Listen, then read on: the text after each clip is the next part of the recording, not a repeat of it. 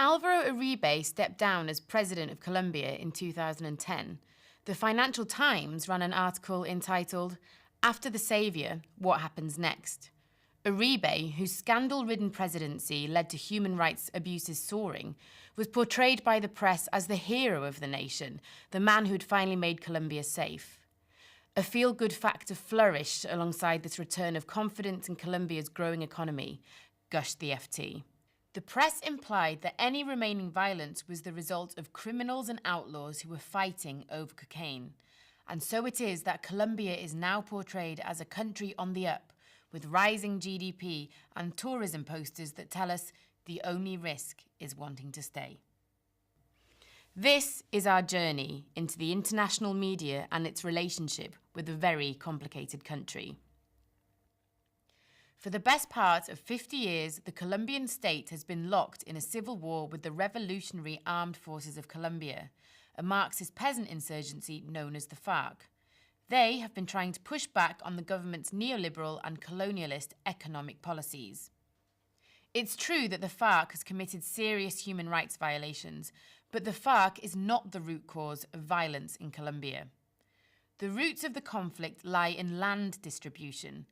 Colombia has some of the most unequal land distribution on earth, and peasants are regularly forced off the land by state forces and far-right paramilitary groups to make way for transnational mining projects. Activists who try to organise local people to resist are at high risk of assassination by far-right paramilitaries. In 2008, President Uribe said that he had demobilised all the far-right paramilitary groups that are responsible for most of the violence in Colombia. It was a move praised by the White House in the Washington Post as the power, determination and progress of what is happening in Colombia. But Amnesty International says the demobilisation was inadequate, and Human Rights Watch found strong links between state forces and paramilitary groups as recently as 2012. When I went to Colombia in 2013, I met peasants who told me state security forces are just paramilitaries wearing a different uniform. But inconveniently for the US, the UK and parts of Western Europe, Colombia also happens to be a very resource-rich country, which is really good for business. In 2012, Obama put the US-Colombia Free Trade Agreement into force. He described it as a win-win, which is funny because before he became president, he refused to support it on the grounds of the country's terrible human rights record. This is where the role of the international press comes in. Governments need a way of justifying the fact that they trade with and give financial aid to the country with the worst human rights record in the Western Hemisphere. The press helps them with that by totally misrepresenting the political situation in Colombia. It's not a shady conspiracy contrived by journalists and politicians in smoky rooms, so much as it is evidence of the fact that the press can be rather supine when it comes to Colombia and often regurgitates their government stance unquestioningly. When Uribe was president, governments found it harder to justify an alliance with Colombia. He was very efficient when it came to cracking down on the FARC, but he was also quite an embarrassing ally because he had alleged links to violent far-right paramilitaries, and his highly militaristic policies brought about a number of egregious human rights scandals. Helpfully, the press portrayed Uribe as a force for good in Colombia because he was so militaristic in his approach towards the FARC.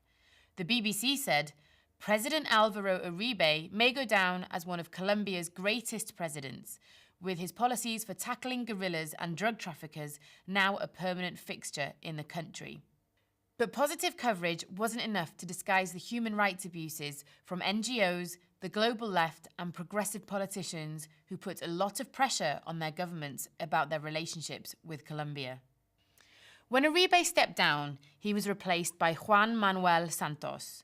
Despite the fact that Santos was Uribe's protégé, he almost immediately portrayed himself in the press as an advocate for peace and equality.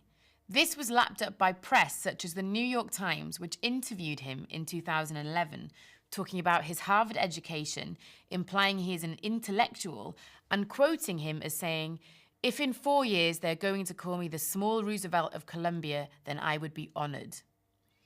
Unlike Uribe, Santos agreed to peace talks with the FARC, which further cemented his reputation as a peacemaker who was leading Colombia in a new and better direction. Most media outlets talked about his hopes for peace. The peace talks are extremely important, but little is said about the fact that they have not reduced Colombia's social repression, like the assassination of activists, the repression of dissent, or the displacement of peasants for the benefit of transnational companies. Furthermore, the peace talks have allowed the press to suggest that violence in Colombia is over. First, Uribe weakened the FARC, goes the narrative, then came Santos with peace. This narrative made the US-Colombia Free Trade Agreement politically possible, as well as the EU-Colombia Free Trade Agreement.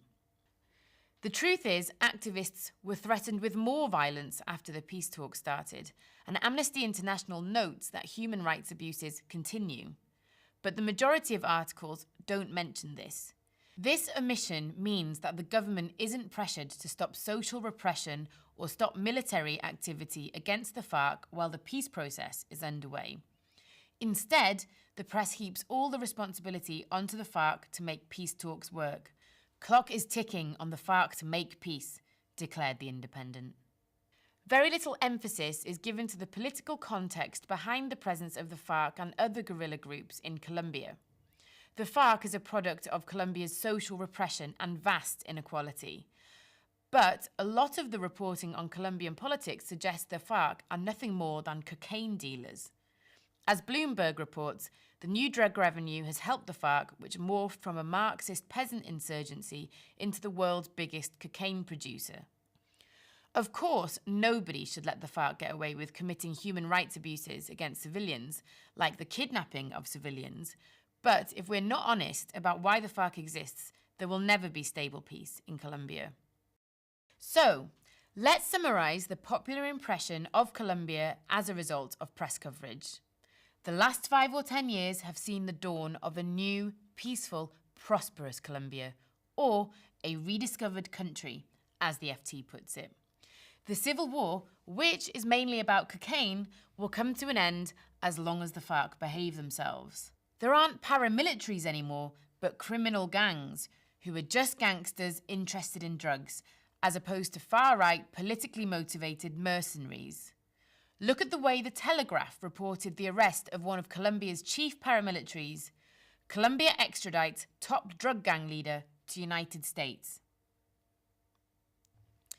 The cumulative effect of this impression is to depoliticize Colombia's violence for readers. When we hear someone has been killed in Colombia, like Hamilton Andres Avila's assassination in a school in the municipality of Yondo, our natural reaction is to assume it was a turf war over drugs. We don't assume a community leader has been murdered by a far-right group for organising his community around land rights.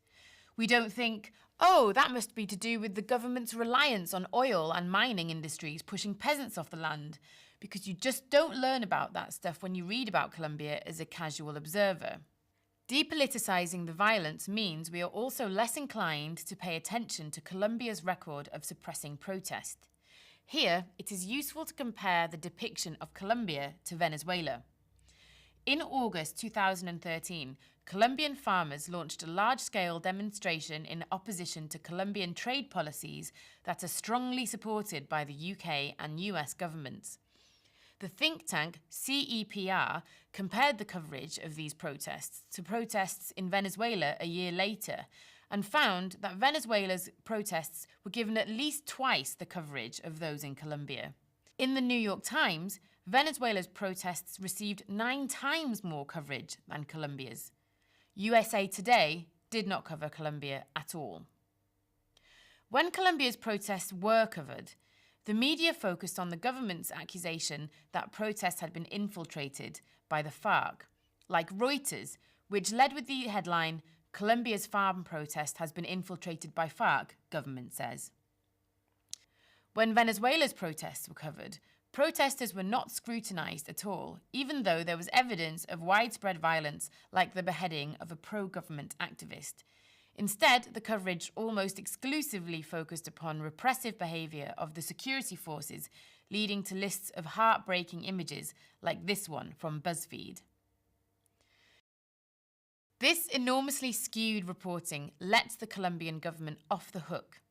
And that's bad, because the greatest victims of state and paramilitary violence in Colombia are the urban poor and peasants.